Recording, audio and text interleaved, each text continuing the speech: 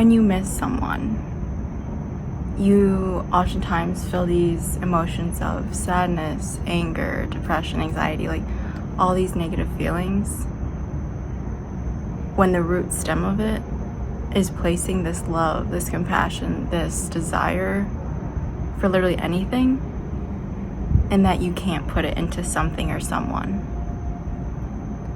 And when we realize the difference between actually being upset and realizing the root cause of it, we can turn that emotion, that sense of placement of love, into doing something productive, something positive for other people or yourself or loved ones around you.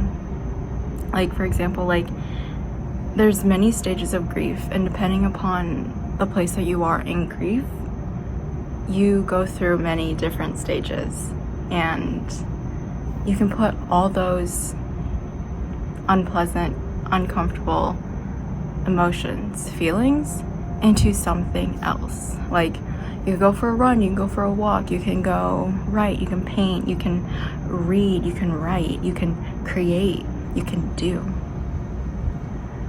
Because you can then let it out.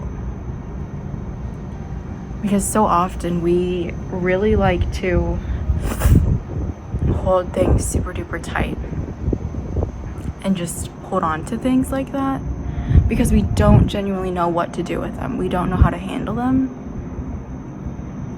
But once again, when you remember and realize that sometimes those feelings of missing, of loving, of wanting to be with somebody is just, you can't put that love that you have for someone or something into that particular thing. But you always have that chance, that opportunity to put it into something else positive. And I might be repeating myself, I might be saying the same thing over and over again, but at the end of the day, that's truly what it is. That you can't let that sadness, that grief, that missing, that piece of you that is missing become you. It can't become you, because whatever you're missing, whoever you're missing, they or it does not want that thing to define you. Like, I just keep thinking of a person, and that person wouldn't want you to become so overly depressed, over sad, over in an extreme emotion, because that's not what they would want for you. That's not the best for you. And don't get me wrong, sadness comes and you should feel it, and you should just go through it, and you should let it pass. And once it passes, you can keep it and use it and create something beautiful that that person would want you to create. And I think when you realize that at the root of the sadness, at the root of discomfort is just not being able to place that love into someone or something, that is when you can make something beautiful. That's when you can challenge yourself. That's when you can channel those passionate, strong, deep, genuine, truthful emotions and create something beautiful and do something more than yourself, bigger than yourself. Because I think so often we kind of pigeonhole ourselves into feeling this one emotion all the time because that's who we are, that's what we think, that's what we believe, that's what we feel. But what you feel is not necessarily who you are, and who you are is not necessarily what you feel. An astronaut out in space is terrified. Are they going to be able to come home? Are they ever going to see their family again? Are they going to land back on Earth?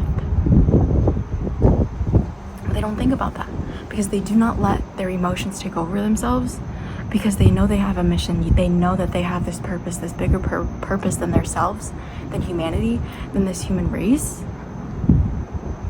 I'm not saying you're an astronaut, and I'm not saying you're going to be an astronaut, but I'm using that big picture to show you that you too can do something beautiful like that on a different scale. You don't have to become an astronaut to make something beautiful out of yourself. All you can do is what you didn't do yesterday. Literally, if it's you getting out of bed, showering, eating something, and then sitting on the couch or going for a small peek outside and then peek back in, and it's something that you've never done in a hot second, and you use that sadness, that emotion to do it for you, then you should be so proud of yourself. You genuinely should. So I want to leave you with this.